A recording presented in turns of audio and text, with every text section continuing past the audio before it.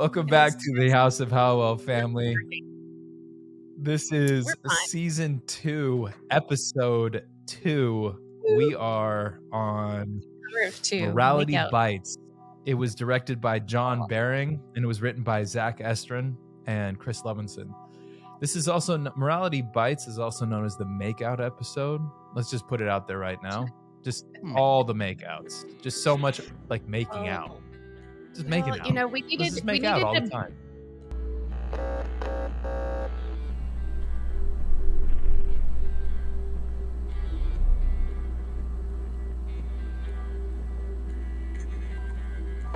to balance all the violence in this episode. But I will say this is one of my favorite episodes, and I realized that when I heard the name, and I was like, wait, I like this episode, I think. And then the fake Netflix music came on and made me angry, but I got over it quickly. But this is the first time that the fake music has really bugged me. It's really bugged me, but I digress. Everyone keeps saying this about the music because I still have not been able to experience it. So unless I go buy the DVDs, I don't get the music that you guys or how this show is actually meant to be listened to. Supposed to be. So I'm just getting like a bunch of temp tracks. Basically, yes. Yeah, they're not the best. It's not good. Okay. But this time I found it interesting that, you know, we finished the episode, you know, we just had neighbor Dan here as a guest, and, you know, it was really blossoming, and, you know, Piper had all these other things, and then you open the door and it's like, oh, good to see you. I knew you were like, you knew I was coming back. And it was like, oh, they're together. I'm like, it was so. You guys made out like you made out like you weren't making out with other dudes. Yeah. So Piper is kind of low key a makeout bandit. Makeout bandit. Yeah. Okay, I feel like this episode is. Let's just put it out there. Out of order. It's out of order somehow. I think maybe the third episode was supposed to be the second, and this is the third. It might be because we did that sometimes, but yeah, That's something possible. is out of sync here. And I do love John Baring. I agree. I was one like of our favorite directors, and he was such a sweet and kind man, and he was one of our directors, not unlike Zach, who wrote the episode too, that we're just so in love with the story and the show, and it really shows. And there's a difference when you see our writer and directors and actors, you know, all invested in an episode. That's what makes this one better. I'm putting it out there already. It's one of the better of season 2. I like it. It was absolutely a great episode.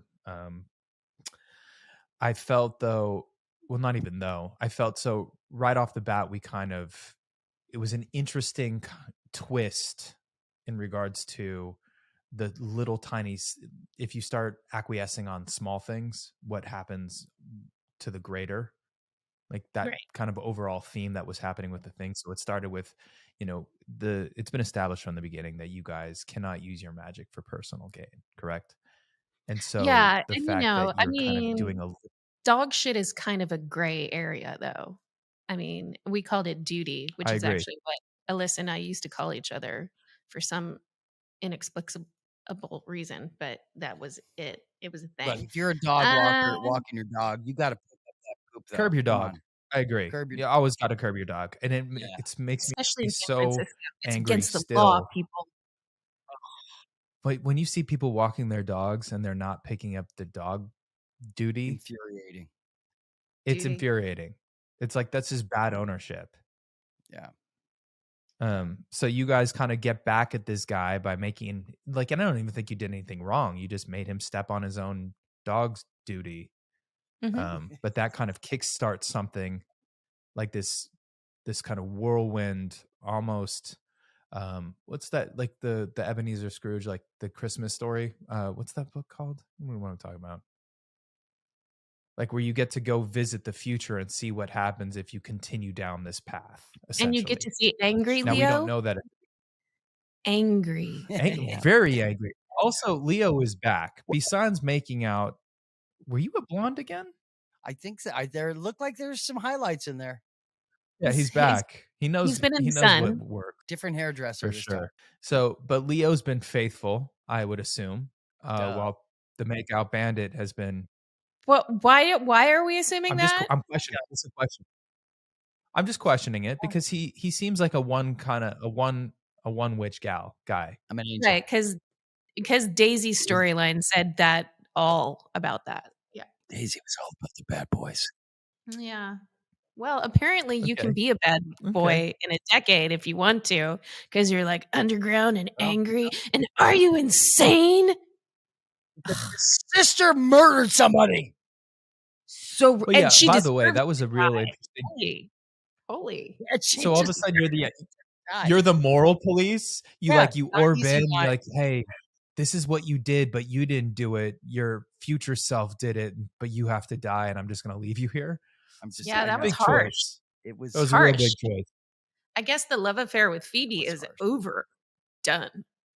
Nah, I'd have saved you. I don't know Yeah, you about guys that had that either. chemistry up in the attic, and now all of a No, sudden no, you're no, just no, leaving her to die, get burned at the stake.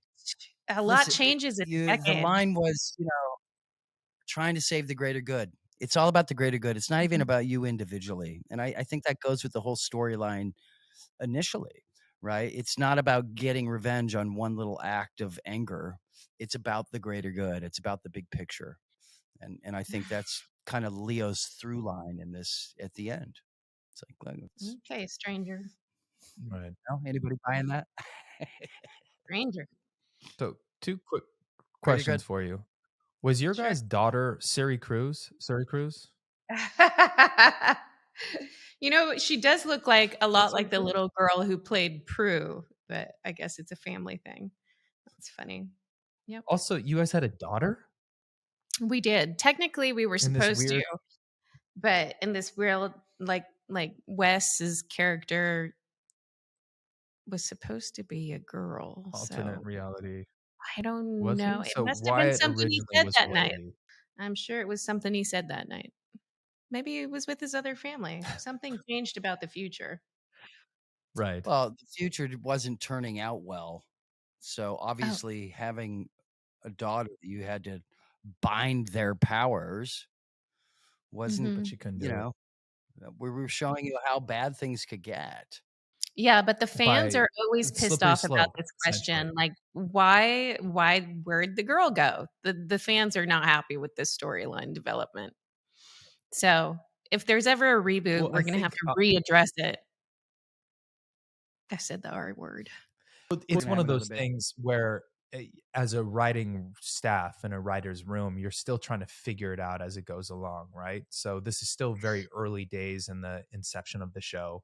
But you And can't where in this predict it. future, You have a child named Melinda, as in Melinda Warren, and then it just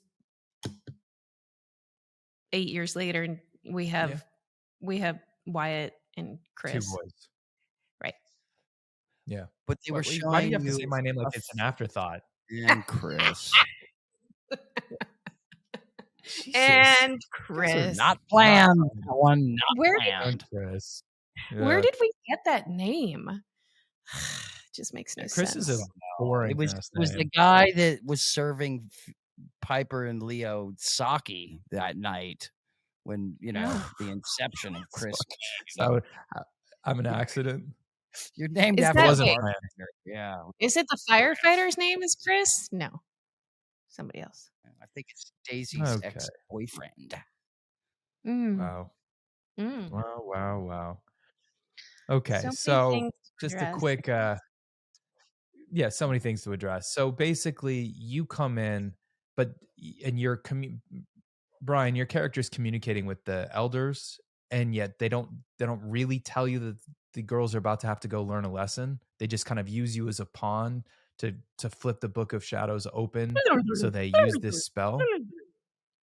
Is that essentially it? You were kind of being used in this a little bit. As a Yeah, it pawn. was, I kind of remember As a this pawn. being the first, really showing powers and touching the book and knowing that everybody had died who touched the book and, Don't touch anybody the was book. in and out and talking about this, talking about the elders. I mean, have we even heard about who I listen to or where I go? And this is why I No, think not this yet. This is is what I mean. potentially out of feel like order. Yeah. Something's A missing. little might be a little out of order. But I do remember at one point, and I don't know if it was this episode, but I think, and I was like, I was really nervous, and I don't know if Holly, maybe you might have been there as well, but I was like, what's up? And I was like, look, I don't know that I want, I kind of felt like it was over for me, In this app? Game over. well, that Leo was going to become this big demon and die, and I had just infiltrated Oh because my I'm touching God. the I didn't book get and that. doing these powers. I didn't I get that at all. just, what the No, heck? this is on the set. On the day, this is what I'm kind of going through in my head because I'm like, Oh, oh, okay. as an actor, you can't, this is the end of my character. And I remember Shannon being like, no, you're a good guy. Like she was reassuring me. Like perhaps she knew more episodes to come than perhaps the rest She of knew us. we had just I don't killed know. Andy, so we couldn't kill another guy just yet. But literally, I just Googled this to see if there was some switcheroo. And the first thing people also ask on Google is, why don't they wear bras in Charmed? I wore tank That's tops. incredible. I wore a tank top. Not There it is, lying. people. Like, Wow. what? Why don't I don't know, because it's a mean, free country, damn it. Yeah. Ha. they want let them be free. Let them do whatever they want to do. They don't want to wear bras. They don't have to wear bras. I didn't wear underwear while we were filming. Oh, okay. Nobody needed to know that. Nobody asked that question yet. Thank you, Drew. Okay. I thought we were sharing. We're not in the safe space. This is an overshare. Safe circle? Nope. Safe triangle? Nope. Safe triquetra? Nope. Okay. Sure. Well, then I take that back. I didn't do that. Sure. All right. Okay, so because you're right. The more I think about this, even though I haven't seen the next episode yet, there seems to be a lot of say, Inconsistencies. ease and formality with you two. Like again, it's not like if this was in the right order, you for reasons Something already is mentioned, a couple minutes odd. ago, that there was a making out with some other people. And Mhm. then Leo Yeah. shows up, and then you start making out with him as well. And Uh-huh. Well, you guys I was just make being out and friendly. Just yeah. being friendly. Listen, I would love friends like that. Love a friend like that. Hey, what's up? I don't And we like to just start hold making out. grudges. Just don't like to hold grudges. No, you're very good at that. Letting go. Thank you. Hey, so BK, from an acting standpoint, was it fun to kind of play this version of Leo who's like this loving, supportive version that we all know, and then to kind of be in the future and you're kind of coming in real hot, you're charged, you got a lot of anger, and like from an acting standpoint, did you love kind of getting to play both of those within the same episode? Of course he did. Well, of course. Yeah, it was the first time as an actor not being kind of the same all the way through the project, being the same character truly all the way through. I hadn't done any sort of, Groundhog Day or anything like whatever movies before. So this is the first time actually, feeling like, oh, okay, you're not just playing, yes, you're Leo, but your whole story's changed, right? And Right. this is something that would happen time and time again on the show. So, for me to watch it, even I critique the whole thing. So, I'm like, oh, I wish there were certain things. I guess I wish I knew were going to happen in future storylines that could have potentially changed a performance, right? Can you But elaborate on that a on little? the day, yeah, I think it's just all right. Be extra sweet here, be extra firm there, and like you said, that last scene with Phoebe. I don't know what I was thinking, but you know, um, to go At the end back of the day, though, you years and can't remember really on the day is tough. right, but in that moment, it's not like you have enough say to say, "Hey," to the writers going, "This feels really weird. Why would I just come in and basically tell her, yeah, you gotta die. I'm sorry." Like, I know it's not even you, Sorry, but like, kid. there's a lesson here, and you need. Yeah, but I take remember Sorry, it out kid. too. Kick rocks. not quite and not quite understanding, as Leo came in, I'm a boyfriend, I'm this, I understand powers and stuff. An ex-husband. This, they really put me in a position that was way beyond what I was. Right now, I'm their equal and beyond here. So Right. now I'm telling you how it is, and that was something that is, I didn't quite feel comfortable with. I didn't understand this world of what Leo was and anything, and it was. I don't know. I felt like it was weak on my part in that regards. No, dude, No, don't sell yourself I short. don't Like, think you're you were only able to. The whatsoever. hair was No, golden. The hair no, was your golden. I hair was mean, golden. But I I would was say, just like, a you're little pissed off about angry Leo, so that means you did it well. Good hair. good hair, you said? Good hair. I had good hair. I had good You had late good hair? 90s hair. Holly, you Yeah. had some real 2009 hair going. Yeah. There was a lot of hair going on. Somebody love got Also, your excited bangs and were they back? moved hair. The bangs are kind of back, kind of, but not kind of. But then they I'm went away 10 confused. years in the future. Did you And they went notice? They went away. I did But you got notice. curls. Yeah, well, Yeah. it was better than wearing a wig, which is what the other people were doing. Oh, wait, Shannon didn't go platinum for real? No, Drew. No, Drew. I like Shannon as a platinum blonde. I'm here for it. It's kind of nice. But I like this idea, like the future. I love it when shows and stories jump a little bit time wise and kind of paint a very dystopian style of the future. Specifically with this one, like there's witch hunters. The stakes were pretty high. Like they were about to. Now I thought this was pretty gnarly, but they were gonna not the way they'd execute a witch in 2009 in this, offshoot is they're going to burn her at the stake, which was really intense. Well, And don't kind of fix what's scary not broken. about like. Yeah. Why would you change that? It's been working for Okay. How thousands you of gonna kill a years. werewolf? Silver But I am really grateful, by the way, that oh God, that they kept addressing, because I kept asking myself this whole time when I was watching, like, how does someone kill someone with a premonition power? Like everyone was like, and it kept coming back as a reoccurring kind of like question. Even Phoebe asked, like, what are you talking about? What am I going to like think them to death or whatever it was? Like, I loved that there was still a little bit of humor injected into a very serious kind of heavy, we cannot take scary ourselves episode. seriously. Taking ourselves too seriously would Even be though a this grave mistake. No, but she like electrocuted his brain, didn't she? She, like zapped him. Yeah. But we also see the evolution of your guys' powers as you get stronger and stronger and stronger, which is cool. It's very Yeah, cool. well, it was a whole 10 years in the future. So 2009 was a big leap. 2009. That's when you were born, What right? happens in 2009? Like me, Drew, or me, Chris? No, it can't be you, What Chris. year did the because show then end? You would be Melinda. 6. Wait, what year did 2006. Charmed actually end? 2006. Okay. 6. Well, things ended differently,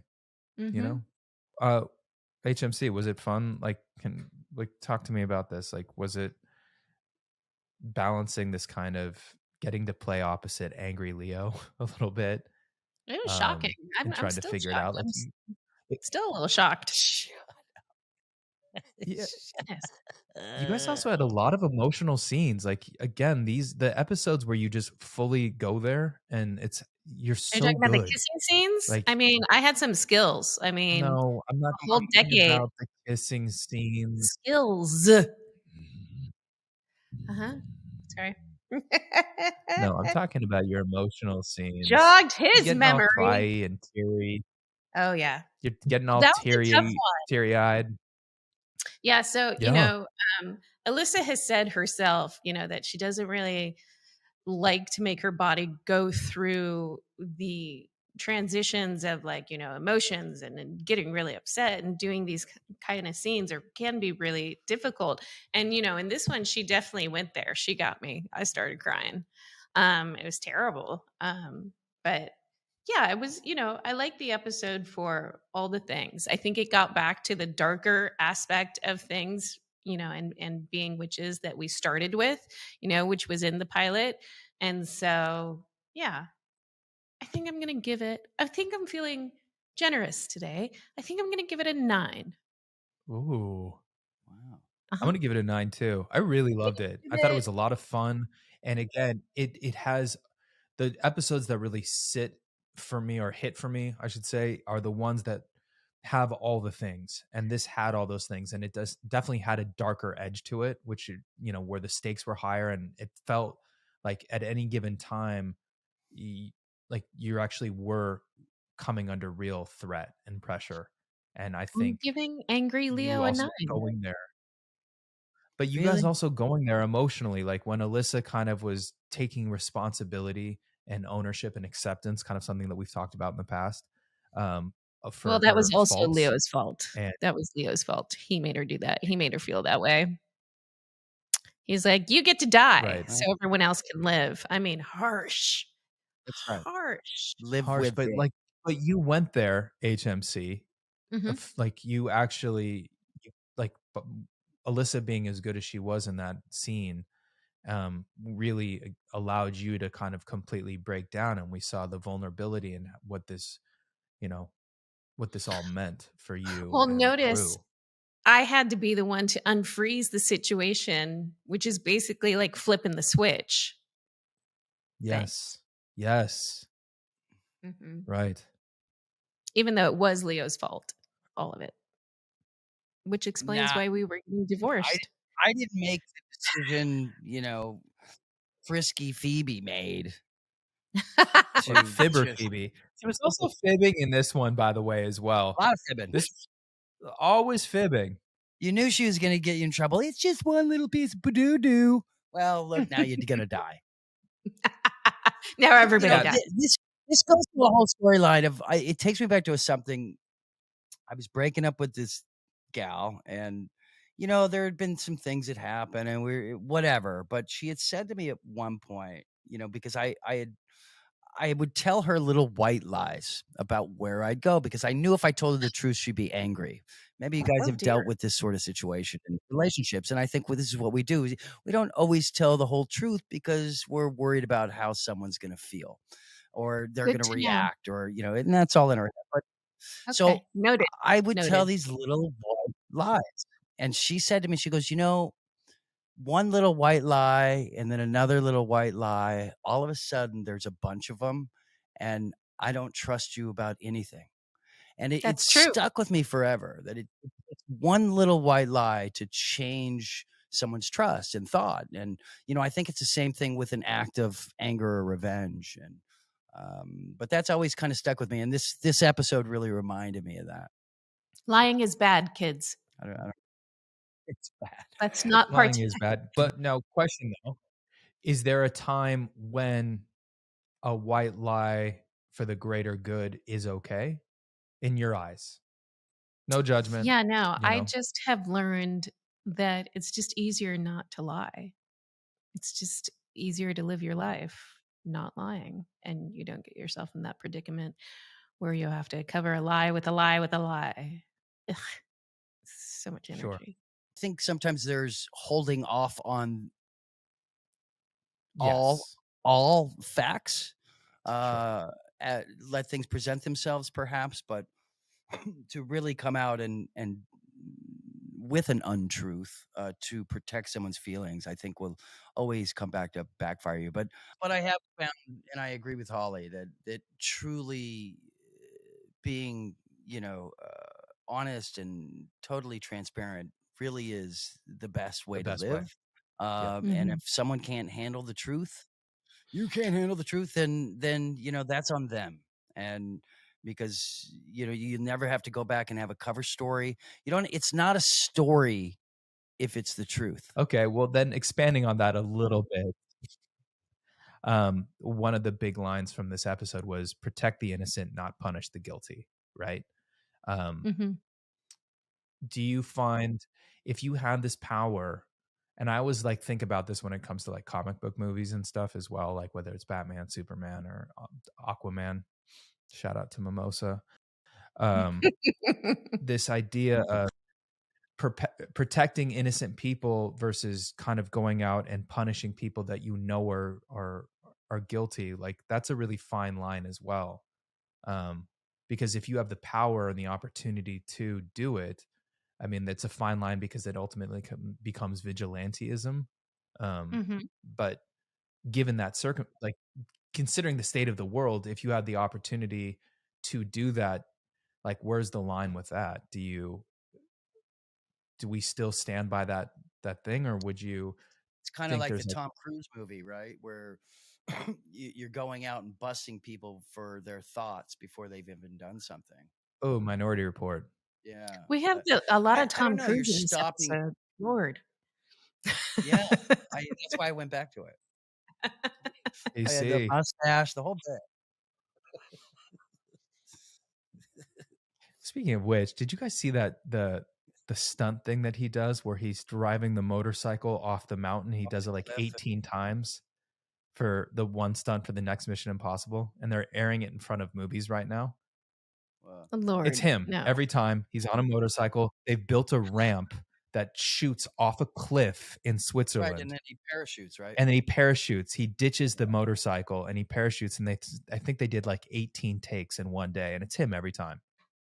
Crazy. He just really needs the a best. thrill. He really needs a thrill, or 18. He's a movie star. Yes, he is. 18 thrills. I would like, even the thought of it makes my stomach go a little queasy. I'm like, oh, Pretty awesome. Like it's a cliff, HMC in Switzerland or Austria. Like rides the bike off the cliff. Bless him. Was that your experience on Born on the 4th of July? Well, No. That's another episode. No, that is another episode. Well, anyway, BK, what do you give this app? I guess, watching myself, I'm always going to rate those lower, but you're really down on yourself for this one. No, you were great, dude. I don't watch me. I don't watch. I hate. You were good in this episode. I would tell you if you sucked. I would tell you if you sucked. I'm going to tell you for the next. This is going to be the next 7 years of this podcast. I hate me. It's a 5. I love the story. Phoebe was great. You're great. I love you. Cue the Nickelback. Hey, buddy, you were. Hey, you were great. Well, I bought you as an angry guy. Nah, I never made it as a wise man. You were fantastic. Like the sweet version of you. Angry. You're like, don't let it loose, dude. Don't let it loose. Hey, the sweet version of you, and then the version of you that was angry and charged. Like the fact that we got to see both of those in the course of like 15-10 minutes, like you killed it. You were great. Yeah, I mean, I felt like I got to be all the wives. I was the soon-to-be wife, the ex-wife, the present wife, and then it was kind of stating our future at the end. Like it was like, okay, these two are going to be a thing. We're going to work on it. And that's kind of was like, well, how is that when I know what's in the future with, certain neighbors and fire people? Like what it keeps me intrigued. Like, what does that mean? There was only one fire person, not people. Future's rocky for Piper and Leo. Let's just leave it there. Don't worry about it. Don't worry about it. There's one guy that you're really worried about. I haven't even mentioned him yet. I mean, it's an overall episode. I have to agree on the 9 level. I mean, John Baring, amazing. You're embracing your performance. Emotions, girls. Yeah, it was putting me aside. Otherwise, it'd be a 10.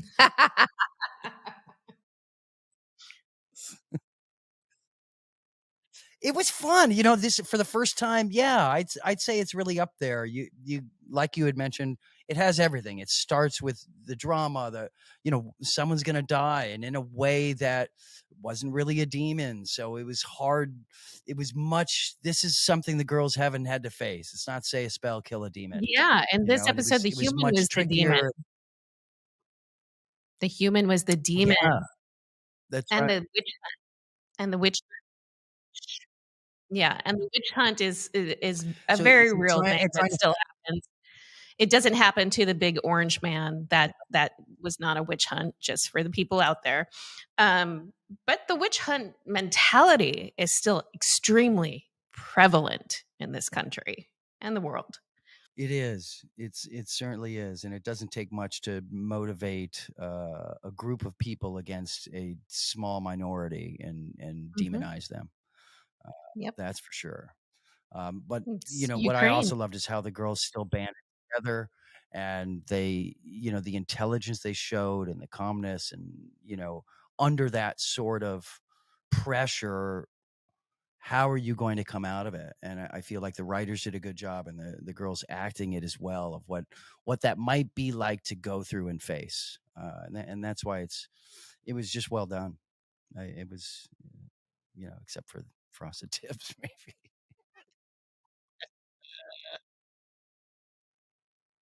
And on that note, on that note, the goat is awake.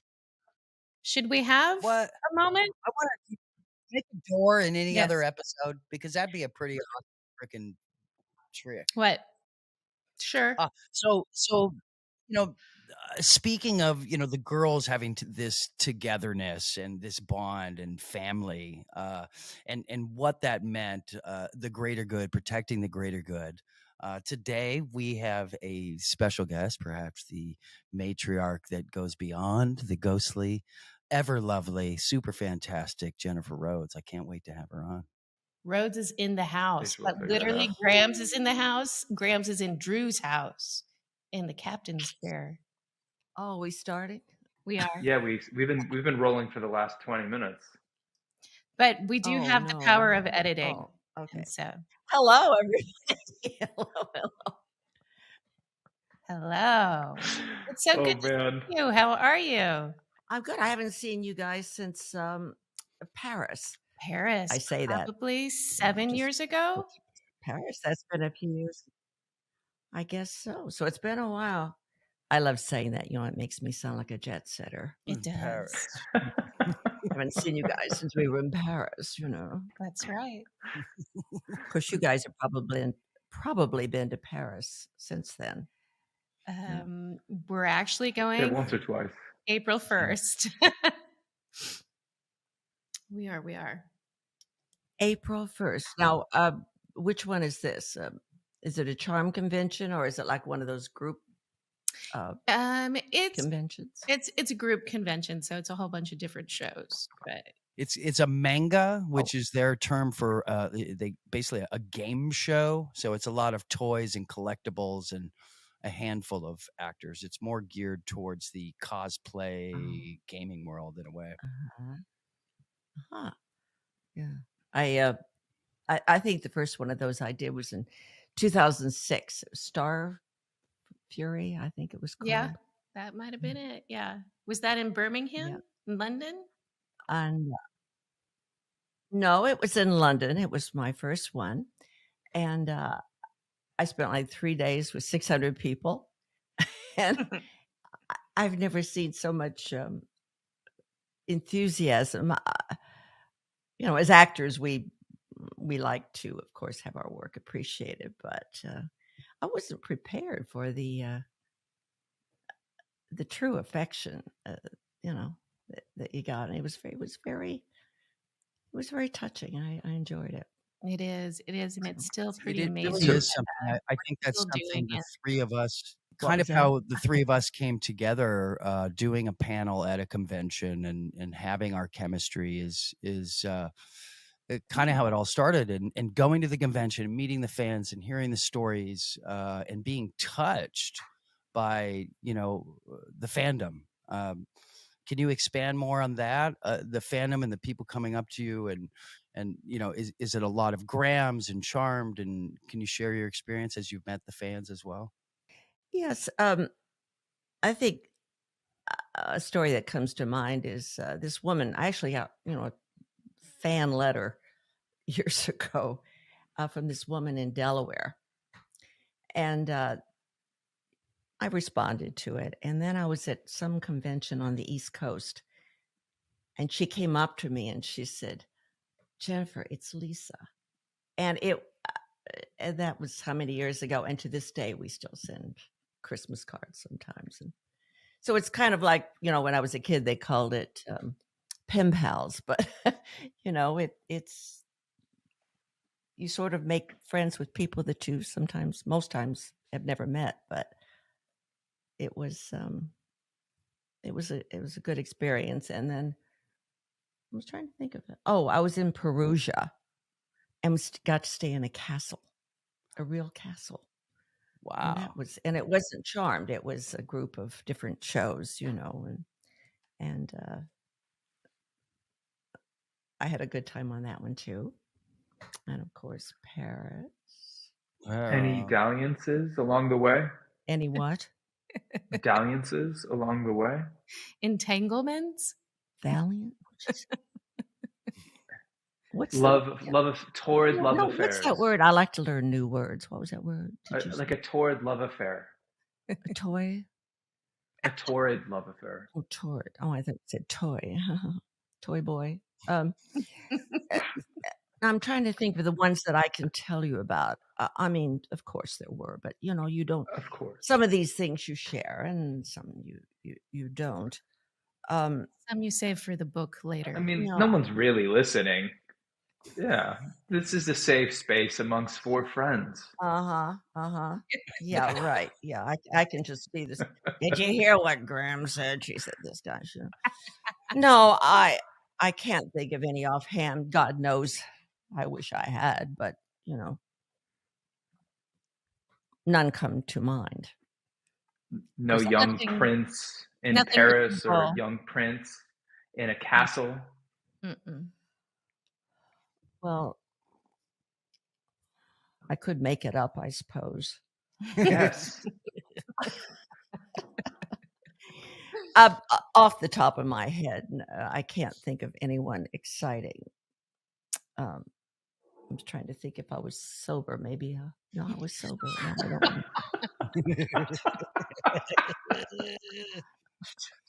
don't. You guys. Well, it's straightforward. I know how that I dove right in. When we're sober, What? sometimes. Yes, there's What stories else when is we're new? sober and stories when we're not. Oh, So let's stick with the I could make it up and make believe. Jennifer, you've been acting forever. You played the iconic role of Grams on Charmed, and having you here and the fans, and they love you, and you're such the matriarch of the show. Could you describe for our listeners and for us how you eventually came to the spelling world? Had you worked in it before? Did you know? Obviously, you knew these shows from the late 70s, 80s, and spelling had kind of grown. But could you talk a little bit about how you came to Charmed initially? I had done a spelling show before, a short-lived series called Nightingales, and I think I did 10 out of 13. And then they ended up, I don't think it was because of my performance. I think it was because it was about nurses, and the nurses protested. And so they had to end the series. But then I was asked to audition for Charmed. And my agent said, well, you have an audition for a witch. And I thought, oh, okay. So I go to the audition. Everyone's dressed in black. I don't remember what I wore. But the audition scene was a grandmother comforting her grandchild. And so I played the scene very, loving and trying to make her feel better. And then the producer said, oh, no, she's not comforting at all. She's not consoling her. She's very flippant about it. And I said, oh, really? And they said, yes, would you like to go outside and work on it and bring it back? I said, no, let's just do it again. So I did it again, like, oh, please. please, why don't you drop this piece of whatever and just get over it and get on with it? And so they gave me the job. Yes, they did. And I think it's sort of, but I think that nothing is sacred sort of attitude was sort of prevailed with the Graham's character throughout, you know. Definitely throughout. You made it your own, and the show wouldn't be what it was without Graham's, for sure. Yeah, wonderful job. That's a rumor that I started. It says, now we all know. Yes. Huh. Yeah. But thank you. Thank you, Brian. Of course. It was very enjoyable. We always had a good time when you were there. Well, good. I mean, you and I had a lot of good scenes together, as I recall. I mean, good in the sense that well written, of course, well acted, of course, by both of us, right? Wouldn't you agree? Yeah, of course. I would agree. But I remember. Oh, I did remember one funny thing, and I think I talked about it at one. Holly, you'll probably remember this story. Mm-hmm. You and I, it was a scene with the two of us, and we were supposed to fall on the floor, and the camera was on the floor, and we fell into the shot, just face down, hand. Oh, you can see my hand. Okay. So when we hit the floor, I uttered some 4-letter obscenity under my breath. And you said, Grams, did you say, mm-hmm? And I said, oh, no. And this voice behind the camera said, oh, yes, you did. So we had to do it again. Well, yes, we did have our mishap. What was the 4-letter word in question? Well, it was a choice of 2. I don't recall, but I don't know on podcasts if we're you can say whatever you want. Fine. Oh, we X-rated. Oh, well, it was a choice of 2.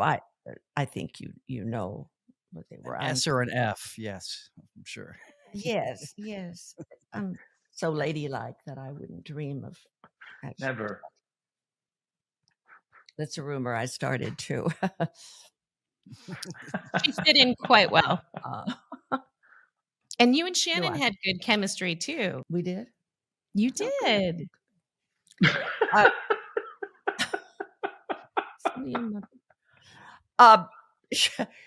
actually had worked with Shannon on Heathers years ago when she was a teenager, I guess, and I was younger. And do you know that picture, Heathers? It sort of turned into a cult film. It has. And anyway, we worked together on that. And then, of course, wound up, that's just a bit of trivia. And anyway, we had a lot of scenes together, and she's a good actress, you know. All of you guys were so subtle, and you know, there wasn't all this. As I recall, rehearsing wasn't a big thing. I mean, because you guys knew your characters so well, and then I'd come in and think, I got to run lines with somebody, and you know. What's my point here? My point is that we didn't do a lot of line rehearsals, but when it came time, it all just happened, you know. Yeah, it was fast and furious most days. But we, you know, we sort of prided ourselves on our 12-hour workday. We wanted to get our crew home, and we just didn't want it to be abusive to everyone. So we did have, you know, small rehearsal times, and just, you know, if we had mishaps, we let them lay where they may. And often a lot of them ended up on camera, except for the 4-letter word. We weren't cable yet. Well, if it had been Netflix, I guess it would have been okay. Yeah, It would have been totally different show. Different show. Hey, yeah. Jennifer, when you were cast as the role of Grams, did they actually ever tell you about kind of what that would entail, or how often you'd be coming in and out of their lives? Like, was there anything about that time and place that you knew of, or that they told you about, that informed your character and how you were going to kind of be such an important piece? No. When I got the job, I was told that it would be a 2-part, 2-episode role. Was Woogie in the House? Is there a Woogie in the House? And the 70s episode. Those were the 2 shows that I was booked for. And then, so when I got a call back to do another one, I was surprised, And I wound up doing 2 episodes a year per season. I mean, for all 8 seasons. So I got lucky, and the show, the fan base all over the world is just was really surprising to me. In fact, I was in South Africa at the Nelson Mandela. It was either a museum or an exhibit of his, and there was a tour guide there in South Africa, and she says, "Aren't you on Charmed or something like that?" She recognized me from that show, and I thought. And then I was on a boat, a little cruise ship, someplace exotic, like Bora Bora or Western Australia, and the chef on the ship said, "You work in that show about witches, right?" And I thought, Jesus Christ, I mean, that amazed me. Yeah, it was wide reaching. It still is. It's still, that's how we get to go around the world. I know. I think this year, and we end up in New Zealand at the end of the year. So it's impressive. And your character is very... It's showing in New Zealand. Yeah, we're doing a convention in New Zealand. Yes, oh, great. For doing so many few episodes, Grams was not forgotten per episode. Like your character carried through all 22 episodes all season, even though you may not have appeared. Your voice continued in the girls' ears. They talked about you. You really were. It's as if you were there. So when you came back season to season to season, and it grew, how did you approach as an actress? To help make it grow, and perhaps did you have input on wardrobe or your take on the character, how you were growing yourself? Were you watching the show as well? No, you can say no. You can say no. It's okay. Well, I mean, I could say that I only watched the ones I was on, but that would not be true. That would not be true. That's okay. Definitely watched all of them. You remember Stylish Eilish? How can we forget Miss Eilish? Wardrobe. She was wonderful.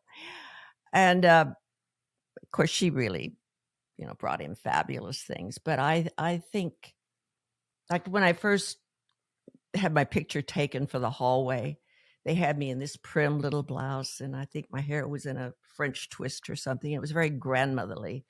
And then as it went on, it got more flamboyant. Mm-hmm. And I have a tendency toward that myself. I like, flamboyance. And so I think it was a combination of her fabulous taste and my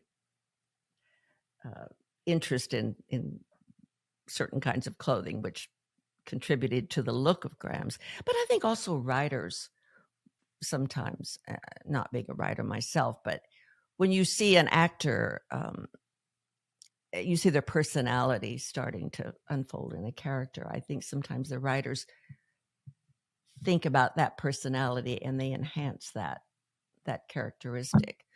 Like, Grams always had to have the last word. Or I remember there was one episode where they I was saying something, and then they said, well, and my character was wrong. And I said, well, it could have happened that way. She always had to be right, and in a silly way. It was fun. And I was trying to think what else.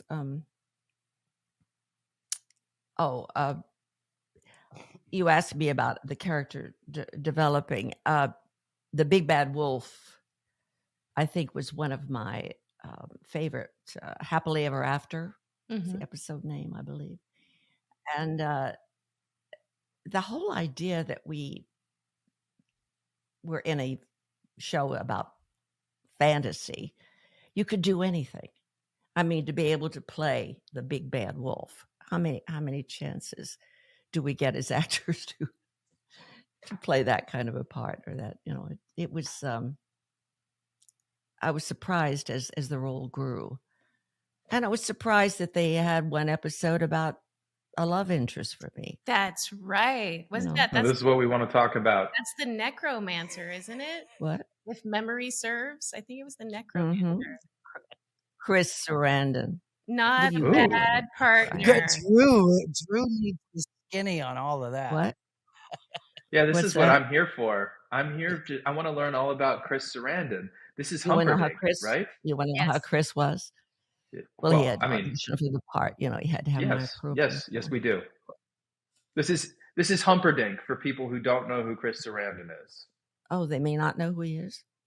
Everybody knows who he is, Drew. Just making sure. Okay. Just making sure.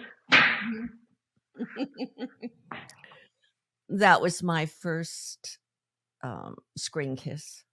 Was it really? Now, one might say, at the age of, I was at that time, I would think, gee, you'd think she would have experienced this before.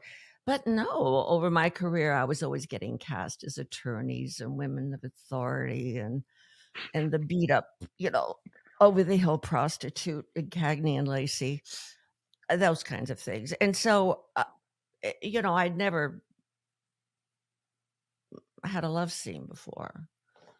And I thought, oh, come on, Chris, let's do this. Let's just, I didn't say it in so many words, but, it's like, come on, it's okay.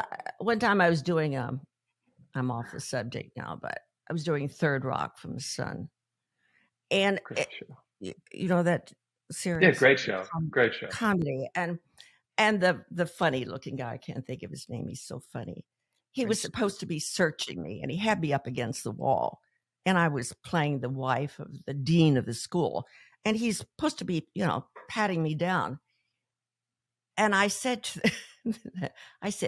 I give you permission. Just do it. Don't, go for it, because it's funnier. Mm-hmm. If you really do it, it's funny. Yes. Right? Whereas if you just do that, that's not funny. No. My point being, I'm not going to say my point. Well, Chris Sarandon. No, but I just thought, I didn't say let's practice, but I mean, but you did not say trailer was open. Lunch was in your trailer. So going back to how much rehearsal time we needed to have, we needed a few more rehearsals with you and Chris. I understand. How much was for? Yeah, it just wasn't enough, I think. Anyway, I thought the screen kiss was just fine. It came across just fine. Mm-hmm. Okay. Was it open mouth or closed lipped? Modified. Modified on my part, at least. Modified. I just, But again, I'm not an expert on screen kisses. No one is. Just had to go with the flow. They're not feeling.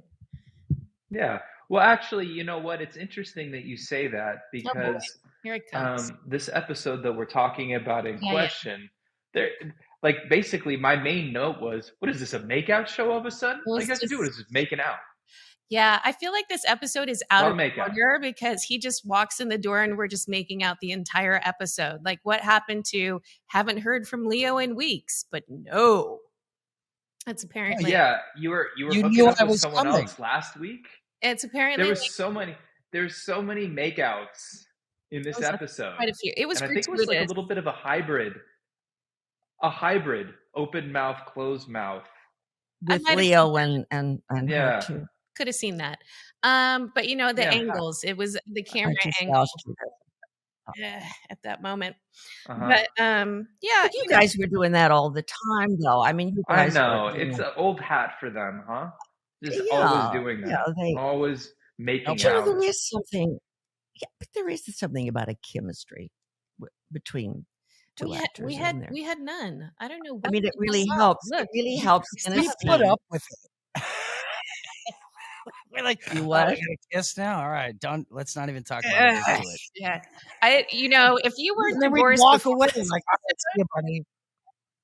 yeah, if you weren't divorced before this I'm episode, this is losing when you it guys. really happened because we just did nothing but make out casually, like it was no big deal. Literally, old hat. But it helps for the on camera to do that off screen. I mean, to help to practice. Whoa. What are you breaking That's some right. news here? What's happening? No, I'm just saying between. Okay. I mean, Oh yeah. to be affectionate. Yeah, right. I mean, I to just be want to make sure we're clear. I just want to be clear. I'm just saying to be affectionate. Well, it's like two actors who know each other very well and they're doing, say, a play together. You can see that chemistry is already there. Or I don't know, Krause and what's his name? What's her name? Kidman? Yeah, their relationship shows. I feel like we're in a scene from Top Gun here or something with all these. With their headphones. Victor, Bravo. Highway to the danger And, zone. and Brian's mustache. Fuller, get him off my tail. Hey, so Jennifer, I have a question about your process as an actress, because you were such a badass on the show. Like, do you have a specific acting process that you brought to Grams, or is that just like you kind of brought you to the character and you're like, this is a version of me and I'm just going to like roll with it? Well, I think in most roles, you take a role and you say, what part of me works for this role? You know, what can I take out of my personality that will make me do something horrendous, like in a drama? If you're going to kill someone or something, what do you find within yourself that works in that scene? Whether it's obviously not actually murdering somebody, but maybe the fantasy of wanting to kill somebody at some point. But I think the humor or that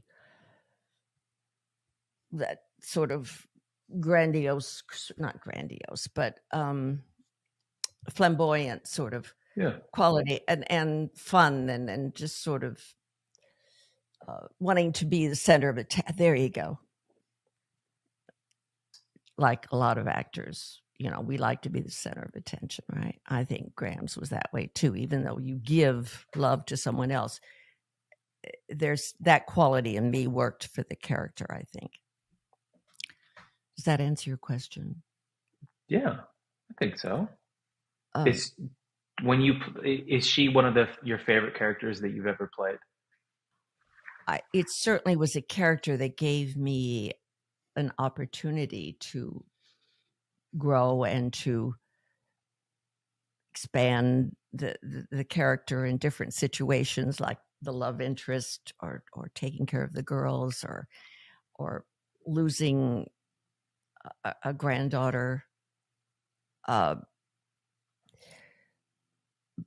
I have had other roles on stage that were equal to that. That I felt that. And one time one favorite role I had was on A Quantum Leap, where I played sort of a mommy dearest, mean woman. And that was a great role too. I mean, I had a cigarette like this and stuck it in some blind man's almost to his eye, you know, that kind of a thing. Really mean. But you had fun. But I like, that was fun, yeah. But I always prefer comedy. Right. You know, you're very good at it. when I say comedy, I mean something that's fun, not heavy. I just read for something that was like heavy. There's a lot of heavy these days. And I prefer comedy. Yeah, sometimes it's a little too heavy. So you're still auditioning and looking for your next psychopath? Yes, as I say on my Twitter, I'm an actress waiting to be discovered, but they need to hurry. That's amazing. No, I'm auditioning all the time, and I hate the new process now because I'm going to retract that. I'm getting accustomed to the new process, doing self tapes. I hate it too. Going in the room and doing it the way you're supposed to. Thank you. I hate it. I just read for a show, which up until 6:00 last night, I was on an avail or in the mix, as they say. Until last night at 6:00, the fools said they'd gone with someone else. So morons, idiots, total fools. Can you imagine why would they do that? Who would they hire over you? Who's your competition right now? Since I just called them fools, I don't think I'll mention the show. Good call. But it's a network show. Huh. Nobody watches network TV anymore. Nope. Ooh. Yeah, I know, but for actors, it's the best. It's the best gig to get, isn't it? Yes, it is. I did an NCIS last season, which was fun. It was a cute part.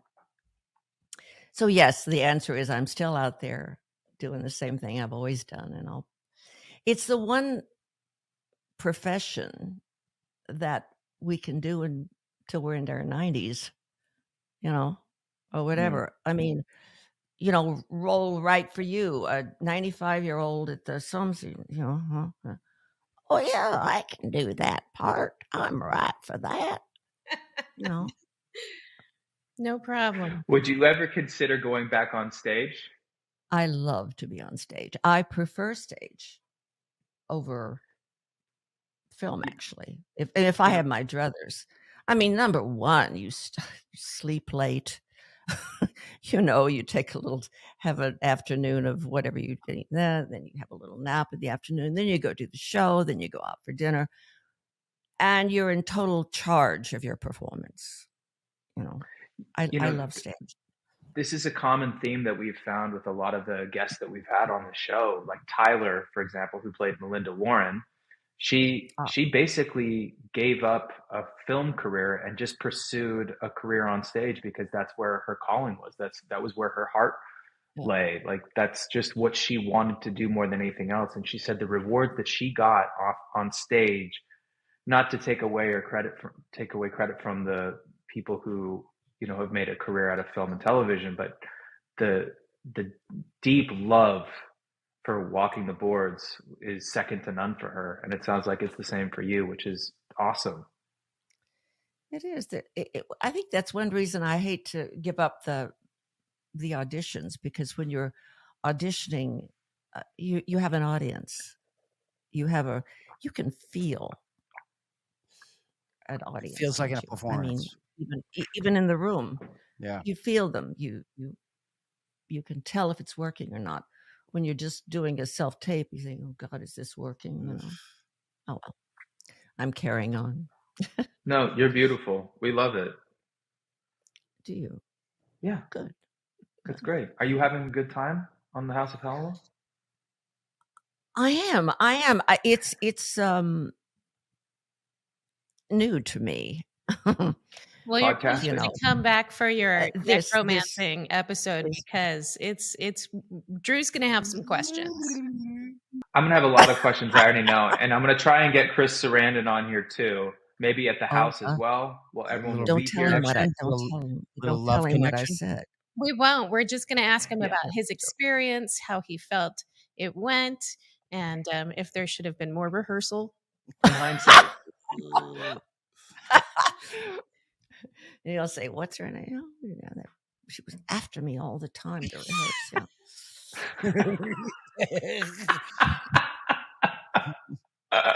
we been in today? Oh my god. Oh. What else? So are you doing are you open to be doing more conventions as well as Grams? Like, is this something that you're actively pursuing? Like, are we gonna get to see you out there on the road anytime soon? I haven't been actively pursuing it. Of course, I haven't been invited either. So maybe it's a combination of the two. You And and when me I say I both. haven't, when I say I haven't been invited, I mean, I think that, no, I'm not going to say what I was just going to say. Anyway, it might not come across the way I want it to. Anyway, the point is that I have not pursued. I don't have a agent for it, but yes, I do enjoy doing them, and there's many reasons to do them. Obviously, I was about to say, like, get you out there again, Brian and Holly, since you're just a fan favorite, hands down. It always surprised me. A lady called me, I don't know, years, like maybe the first or second season of I don't know what season it was. Some freelance writer called me, got in touch with me from the Midwest. And she said, we wanted to interview you. I said, you want to interview me? And she says, do you know you have a lot of fans out there? And I said, no, I didn't. It was before I'd ever gotten on social media too, So it always came as a very nice surprise and to be appreciated. And I also appreciate the fans. So yeah, have you gotten any? They love you so much, and the paintings from. Well, they should. Have you gotten any of the paintings from the Book of Shadows? What? Jared, we have a super fan named Jared, and he sends you the pages of the book. Isn't he lovely? He sent me a painting, not of the Book of Shadows, but a floral. He gave me a choice of paintings. Would you like me to contact him and see if he can send you a painting of Chris Sarandon? I think so. We'll send you the page. I was going to ask for one of you, but no, Chris is okay. No, he's okay. I wanted one of Drew, of course. We could get you the book of. Yeah, there's no, Jared. I'm very much aware of Jared because he went out of his way to do this, and he sent me a choice of which one do you want. He's lovely. He's one of my favorites for sure. Well, it's funny you do get to know a lot of them, like I said, personally or by name. Or there's this fellow. Oh no, never mind. I'm not going to say that. You are a treasure trove of secrets, miss. Yes, she is. Am I? Yes. Well, while you have us, before we let you go, do you have any questions that you've been dying to ask Brian over the last few years? And now here's your opportunity. He's in the hot seat.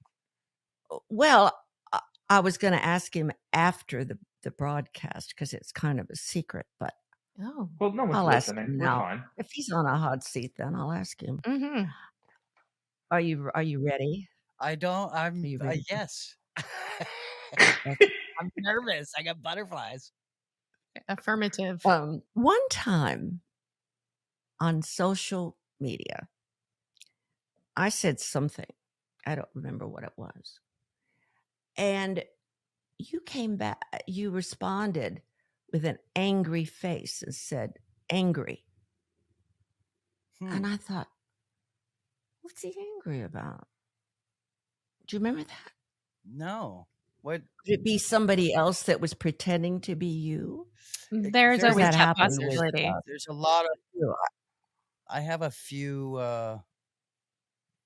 people pretending to be me. I do know that when I was drinking years ago, I was kind of loose on social media. Perhaps that's why I've deleted some accounts, but I was never. I don't know why I would. I don't know what was the post. I don't remember. I just was remember like an anti-Leo post. What was he angry about? Huh. It could Well, be. it was I like would say more often than not, especially because you have a rapport with people like us. Like how someone the other day convinced you that you were talking to me and you gave them your number and email address. oh, Like it more often than not, probably it's not coming from the actual person, it seems, unless that's why Yeah. verification is actually important because then you're Right. like, hey, I this have a came lot of from. yeah. I get messages on Instagram from people I know telling me that there is a fake me out there messaging, thanking them, let's connect, and sending them personal messages. And I think exactly something we should tell all our Patreon fans and everyone listening that if you get a message from us, it is probably 99.9% chance it is not us. Unless We it's will on not Patreon. slide into your DMs. Unless it's on Patreon, Unless we're generally not going to slide into your DMs. And that's not Ryan Reynolds messaging you. I know you hope it is, but it's, oh not? yeah, you know, and I've been Ryan would like catfished. me. If he just knew me, I know he'd love me. Who, Ryan Reynolds? Yeah, Yeah. but I'm awfully glad you're not angry with me, Brian, about Oh my something. gosh, never. No. Are you Never. kidding? That's what I'm saying. There's like immediately this doesn't track. No. You know, No, even with no, I there's plenty of actors out there today who I see post things on social media that I do not agree with and or oppose or slightly offended to, and I would never go on social media and engage to the opposing view or be aggressive on social media. It's just not me. No, he And just I tells me want when no we're part in of it. person. Yeah, That's or right. things should never be. you guys believe him, right? You, Drew, Yeah. Holly, Totally. you Oh, No, believe no, Brian. you would never. Sounds I think that's convincing. true. It's true in general. You don't want to get into a debate in a public forum with someone you don't agree with, like especially if it's a No, friend or someone that you know. Like that's something that you do privately. Right. You know. I agree. That's why I So was going to listen, chew when him we out sign off, I afterwards, got but no, something I to don't. talk to you about, Jennifer. Ooh. Okay, Speaking later, of Gator. which, guys, hey Jennifer, thank you so much for joining us today. We really, really, we love you. If you had fun, please come back and hang with us, Yeah. especially for this necromancer episode that I'm now very intrigued by. You should be. Well, I'm glad I could help you out with the technical stuff today too, Drew.